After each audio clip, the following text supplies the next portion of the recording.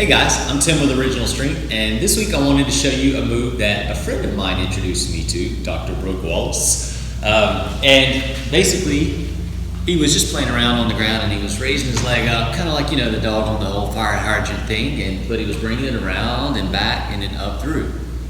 Bringing it around and back and up through. And he said it felt pretty good in his sacrum area where his SI joint is. Felt good around his tailbone.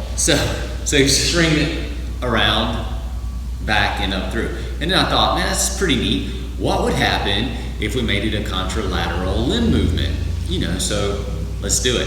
So to practice, start one leg at a time. Go out, back, and up through. So from the side, it's out, how you doing? Back, and up through. So we're gonna add the arm to it. So let's go opposite limbs, right? Out, back, and up through. Out, back, and up through. And then other side. So it's almost kind of like a sea turtle, really. So from the side, it's out, back, and up through, out, back, and up through. And when you add the contralateral limb movement, the synchronized sea turtle movement there, feels pretty cool. So you'll feel, when you do this, you'll feel all the wonderful morsels, the muscles up in your torso working to stabilize and balance your body. So it's kind of like it's very much like a bird dog, opposite limbs moving together. It's just, we're going into external rotation, and so you're moving your limbs out away from your body. So they're adducting or abducting, they're getting abducted and they're externally rotating. And we don't always do that with our arms and legs. We're very linear in our world, but life is not always forward and back.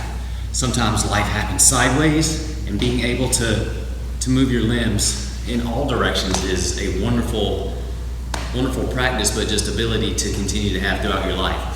And since we are doing opposite limbs, moving them together, we're still doing great things in our brain. It's a reset. This move's good for your nervous system. It will make you smarter, but again, it also does wonderful reflexive things throughout your core musculature up in your torso, and it's good for your hips too. It's good for your hips. Last week's video, I messed up and did not mention how wonderful these movements can be for your hips. This movement is good for your hips, and if you have no idea what I'm talking about, check out last week's video because apparently it was really good for your hips. It was the rocking push-up challenge.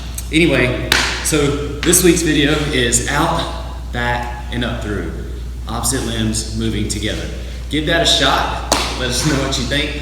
I'm Tim with Original Strength, and we'll see you next time. Thank you so much for watching. If you liked this video, please share it with your friends, your neighbors, your dogs, and your cats. Thanks again.